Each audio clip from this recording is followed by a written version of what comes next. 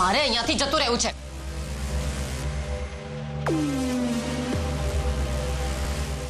આ ઘડિયાળ જો, રાતનો 1 વાગ્યો છે. હવે અટાણે અડધી રાત્રે તું ક્યાં જઈશ? હા, અને તારે જવું હોય ને તો જતી રહેજે, પણ અટાણે તો હું તને અહીંયા જ રાખીશ. અને જો તું સીધી રીતે નહીં માને તો હું તને બળજબરીથી પણ અહીંયા જ રાખીશ. જ્યાં સુધી મારું કામ પૂરું નહીં થઈ જાય ને ત્યાં સુધી તો હું તને અહીંયા જ રાખીશ. એટલે એમ કે હું તને અહીંયા એટલા માટે લઈને આવી છું કે મને તારા સાથની જરૂર છે. સાથ? કેવો સાથ? મેં એક બહુ જ મોટો પ્લાન બનાવ્યો છે. તારી મોટી બાને બરબાદ કરવાનો. અને એટલા બરબાદ કે અરીસામાં પોતાની જાત હારે નજરથી નજર નહીં મિલાવી શકે.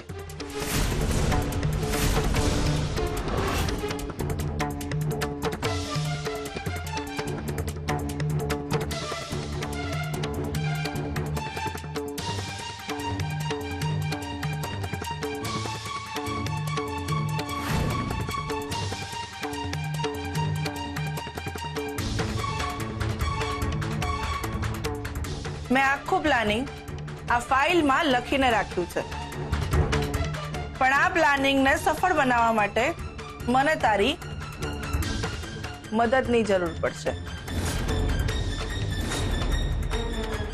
અને તમને એવું લાગે છે કે હું મારા મોટી બાની વિરુદ્ધમાં આ બધું કરીશ? હા, મને તો લાગે જ છે કે તું આ બધું ચોક્કસથી કરીશ જ, કારણ કે તારે પણ તો મોટી બહારે બદલો તો જોઈએ જ છે ને. તમે તમારો આ વહેમ દૂર કરી નાખજો. અને તમને કેમ એવું લાગે છે કે હું તમારી મદદ કરીશ? સરગમ, તું કેટલી ભોળી છે. તને એવું નથી લાગતું કે એ લોકોએ તારી હારે કેટલું ખોટું કર્યું અને તારે એ લોકોને પાઠ ભણાવવો જ જોઈએ? અને જો તું મારી મદદ કરીશ ને તો હું તને ફક્ત સહારો જ નથી આપવાની, પણ હું તને યોગ્ય સ્થાન આપીશ જે તને એ ઘરમાં ક્યારેય નથી મળ્યું.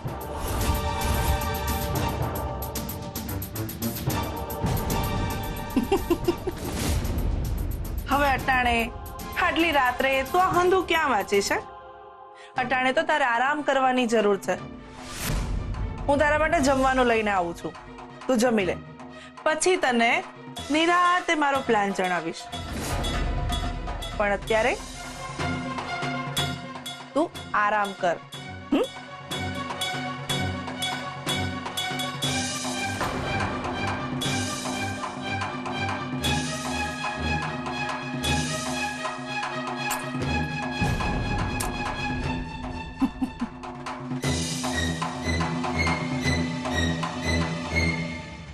ઇન્દુ આંટી હજુ સુધી આ બધામાંથી છૂટી નથી શક્યા. એમને કંઈ જ મૂક્યું નથી. એ તો ઝવેરી પરિવારને બરબાદ કરવાનું પ્લાનિંગ કરી રહ્યા છે. હવે એમના મનમાં શું ચાલી રહ્યું છે, આ ફાઇલની અંદર શું છે, એ બધું જાણવા માટે મારું અહીંયા રહેવું બહુ જ જરૂરી થઈ ગયું છે.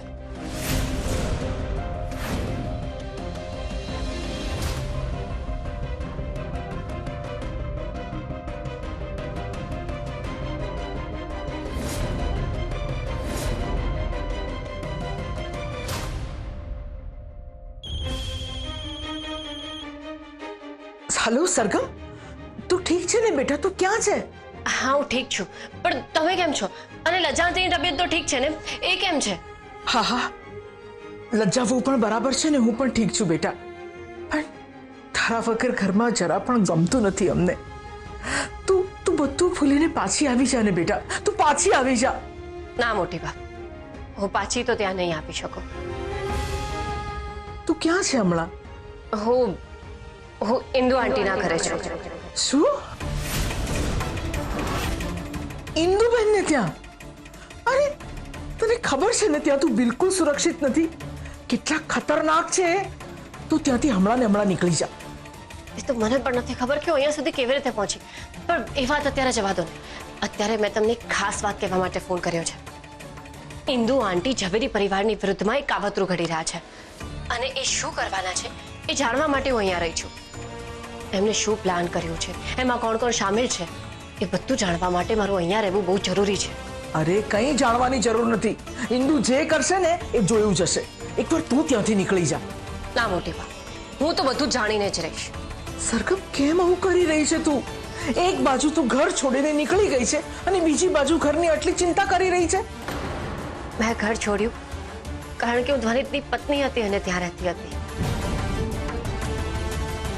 પણ હવે તો ધ્વનિત સાથેનો સંબંધ તૂટી ગયો છે. પણ એનો અર્થ એ તો નથી ને કે મારો તમારી સાથે કોઈ સંબંધ નથી. હું ધ્વનિતની પત્ની રહું કે ના રહું, પણ મોટી બાની નાની બહુ આજીવન રહીશ.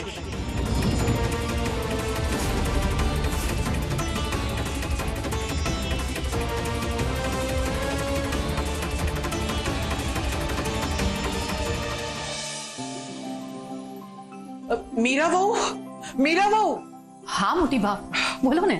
મીરા વહુ, જલ્દીથી મારી થાળી પીરસો. મને બહુ જ ભૂખ લાગી છે. મારે પેટ ભરીને જમવું છે. મોટી બા, અચાનક તમારો મૂડ કેમ બદલાયેલો છે? આમ તો તમે ચિંતામાં અને ઉદાસ રહેતા હતા. અરે સરગમનો ફોન આવી ગયો ને. મારે જાણવું તું કે ઠીક છે ને, ક્યાં છે, એટલે. મોટી બા, આ તો બહુ જ સારી વાત છે. પણ સરગમ છે ક્યાં? એ ઇન્દુબેનને ત્યાં છે. શું?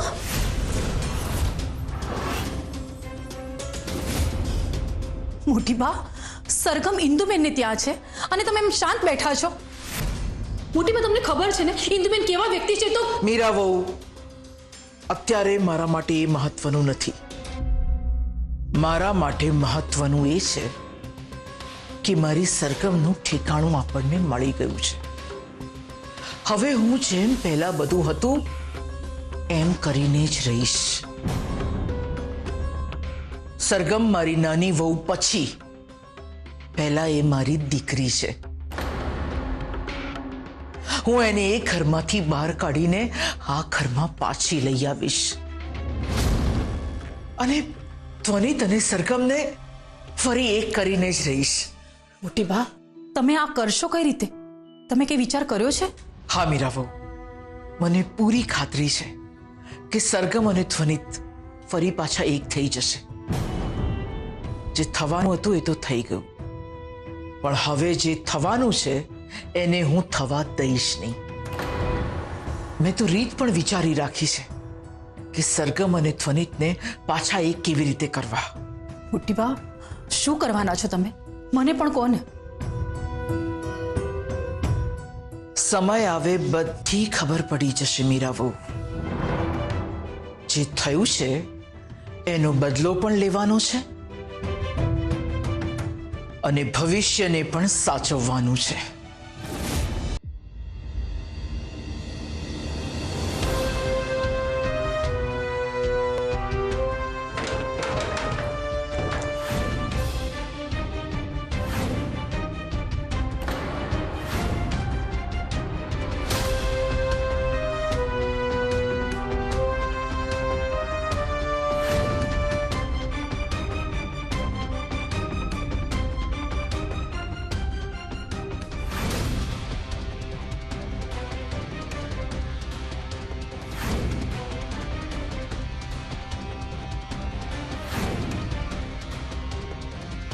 હે ભગવાન, ઇન્દુ આંટીએ ધ્વનિતની આટલી બધી વિગતો ભેગી કરી છે.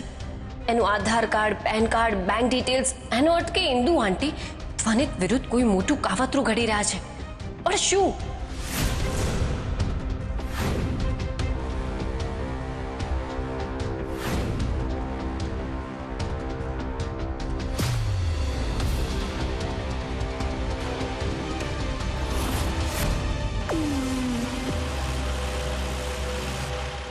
તને શું લાગે છે સરગમ કે મને ખબર નથી?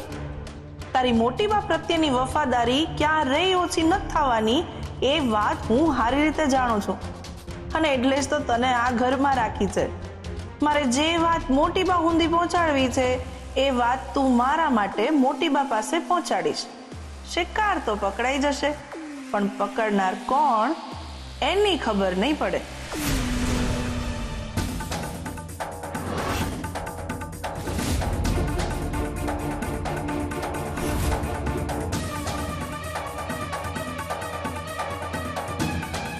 હું બીજા રૂમમાં પણ તારા સુવાની વ્યવસ્થા કરી શકું એમ છું. ના, આ રૂમ બરાબર જ છે. અને હા ઇન્દુ આંટી, તમે મોટી બાની વિરુદ્ધમાં જે પણ કંઈ પ્લાન કરી રહ્યા છો ને, એમાં હું તમારી સાથે જ છું. મારે પણ એ ઘરને બરબાદ કરવું છે.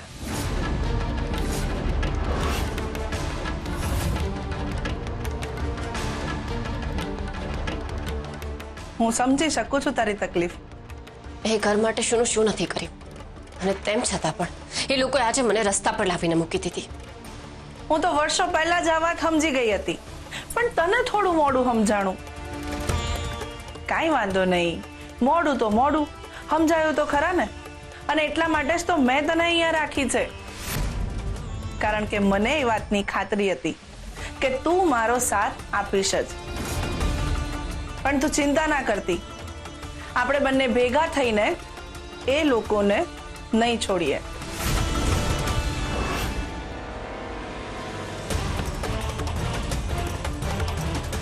તું તારી જાતને બહુ સ્માર્ટ સમજે છે ને સરગમ, પણ તને નથી ખબર કે તારું વિચારવાનું જ્યાં પૂરું થાય છે ને ત્યાં મારું શરૂ થાય છે. ચાલ જોઈએ કોણ કોની ચાલ ચાલે છે. તમે ગમે તેટલું મગજ ચલાવી લો ઇન્દુ આંટી, પણ મોટી બાની નાની વહુ તમારો કોઈ પ્લાન સફળ નહીં થવા દે. જે કરવાનું હશે એ કરીશ, પણ મારા પરિવારને, મારા ધ્વનિતને કોઈ નુકસાન નહીં થવા દો. હું ભલે ગમે ત્યાં રહું, પણ રહીશ તો મોટી બાની નાની વહુ જ. અને જ્યાં સુધી હું છું એ ઘરનું કોઈ કશું નહીં બગાડી શકે.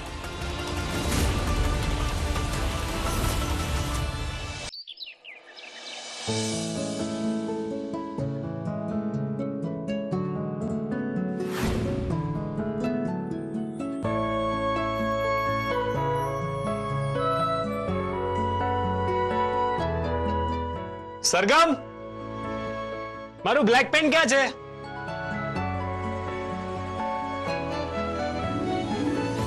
સરગમ, સરગમ, તને કહું છું સંભળાતું નથી?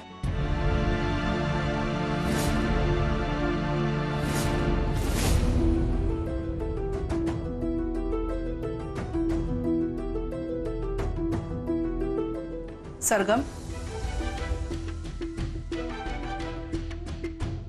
અરે હું જાતે જ બનાવી લેત ને, તમે શું કામ તકલીફ લીધી? હવે તું મારી જવાબદારી છે, અને તું મારી દીકરી જેવી જ છો ને, અને તારું ધ્યાન રાખવું એ તો મારી ફરજમાં આવે છે. સારું, મારે થોડું કામ છે, એટલે હું થોડાક સમય માટે બહાર જઈ રહી છું. હું આવું હો. અને તમે રસોઈની બિલકુલ ચિંતા ના કરતા, હું બધું જોઈ લઈશ.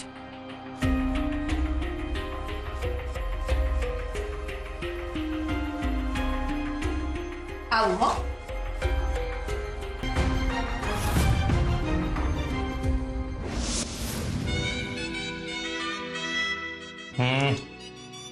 આ શું છે? ચામાં ખાંડ નાખવાનું ભૂલી ગઈ કે શું? ના ના, મેં તો નાખી હતી.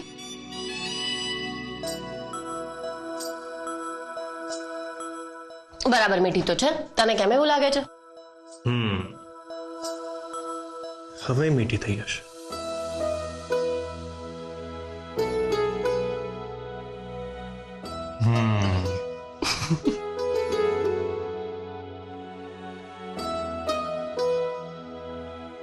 ક્યાં જાય છે? હું આ આખો કપ નથી પીવાનો. તારે અડધી ચા તો પીવી જ પડશે ને. ભૂલી ગઈ? આપણો નિયમ છે કે એક કપમાંથી બંને જણાએ ચા પીવાની છે.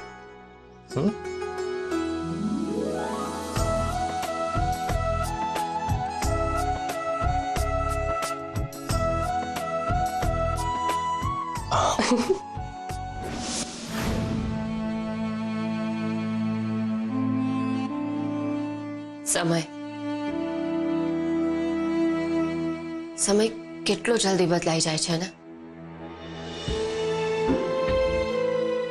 જે આજે મહત્વના હોય છે એ અચાનકથી મહત્વના નથી રહેતા.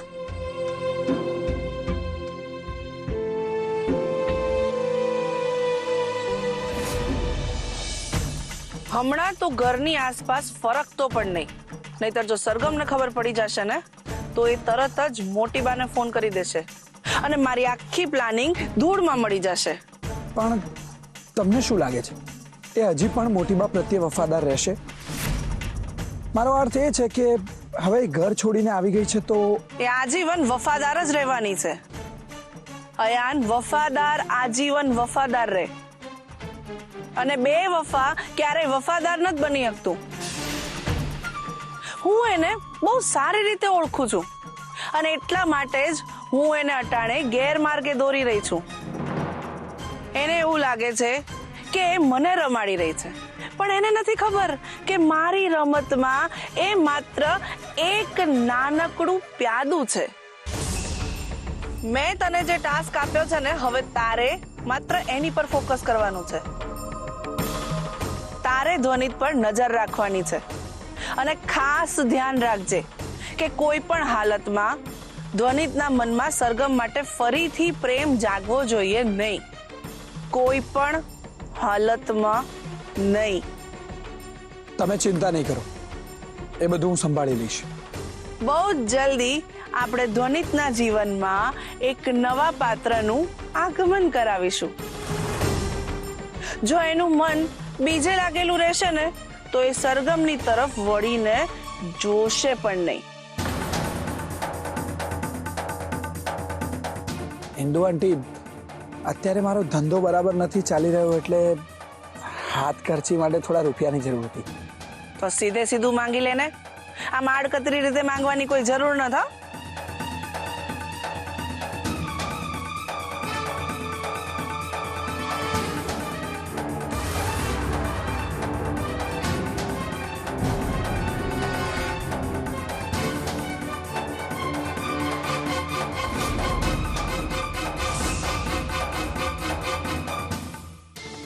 આ શું ચાલી રહ્યું છે? હિન્દુ આંટી આનને પૈસા આપી રહ્યા છે? કાં તો આ લોકો ધંધામાં પાર્ટનર છે અથવા તો કંઈક ગોટાળો ચાલી રહ્યો છે.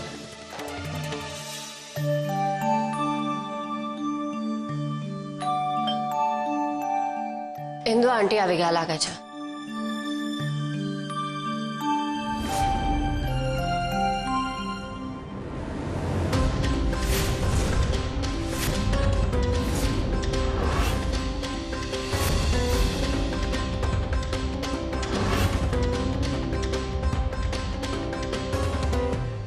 આંટી, તમે અહીંયા શું કરો છો? હા સરગમ, મેં એ ઘર કાયમ માટે છોડી દીધું છે. શું? પણ કેમ? અને અચાનક એવું તો શું થયું કે તમે આમ? જે થવાનું હતું એ થઈ ગયું. એ ઘરમાં સ્ત્રીઓની કોઈ જ કદર નથી. એ ઘરમાં માન સન્માન નથી. કાકો ને ભત્રીજો બંને સરખા જ છે. લજાંટી, પહેલા તમે અંદર આવો. આવો.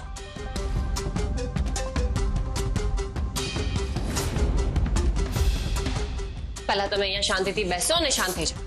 બેસો.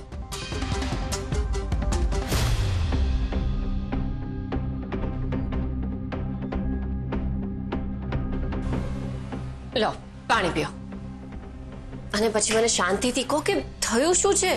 એવું તો શું થયું કે તમે આમ અચાનક ઘર છોડીને અહીંયા આવી ગયા? બધા જ પુરુષો એક સરખા હોય છે સરગમ. સ્ત્રીઓની કદર કરતા જ નથી. પેલી કહેવત છે ને કે પુરુષોની પ્રીત પાણીના પરપોટા જેવી હોય છે. તારા કાકાએ પણ મારી સાથે એવું જ કર્યું. બોલ. અરે, તમે હજી અહીંયા જ છો? દુકાને નથી પહોંચ્યા? કેમ? હું તને નડું છું? અરે, કેમ આવી રીતે વાત કરો છો? હું તો ખાલી પૂછું છું કે તમે દુકાને નથી ગયા? તમે આટલો બધો ગુસ્સો કેમ કરો છો? એટલે મારે તારા ટાઈમ પ્રમાણે દુકાને જવાનું? હું મારી મરજી પ્રમાણે દુકાને જઈશ. મારે જ્યારે દુકાને જવું છે ત્યારે જઈશ. અરે અંકલ, આંટી, તમે કેમ ઝઘડી રહ્યા છો? એ પણ આટલી નાની વાતમાં? અરે શેની નાની વાત? રોજે રોજની મગજમારી છે આની. હું મગજમારી કરું છું? તો શું? અરે ફક્ત મેં તો આવી રીતે પૂછ્યું છે કે તમે હજી અહીંયા જ છો, દુકાને નથી ગયા, પણ તમે કેમ આવી રીતે વાત કરો છો? તો પછી શું કરું? હર વખતે મારા પર નજર રાખે છે તું. આ ઘરમાં કોઈ સ્વતંત્રતા જ નથી મને. પોખરાજ, લજ્જા બહુ, શાંતિ રાખો. આ શું કરો છો તમે બંને? તારા કારણે આ ઘરમાં કંકાસ થાય છે. તારા કારણે સરગમ અને ધ્વનિતના છૂટાછેડા થઈ ગયા છે. મારા કારણે? હા, તારા કારણે. તે આ ઘરનો નાશ કરી નાખ્યો છે. મારા કારણે કંઈ જ નથી થયું. અરે ધ્વનિત અને સરગમ વચ્ચે ઝઘડા તો પહેલેથી જ થતા હતા, અને આ એનું જ પરિણામ છે. મારા પર ખોટા આરોપો નહીં મૂકો. હા મમ્મી તું પ્લીઝ શાંત થઈ જા. તારી તબિયત હમણાં જ સારી થઈ છે. તું પ્લીઝ ઉશ્કેરાટમાં ના આવ. અરે બેટા, તારા પપ્પાને સમજાવ ને. આ જોને મારા પર કેવો ગુસ્સો કરે છે. પોતે ધંધામાં કઈ ઉકાળી નથી શકતા અને એનો ગુસ્સો મારા પર કરે છે. અરે આવા માણસોને શું કહેવાય ખબર છે?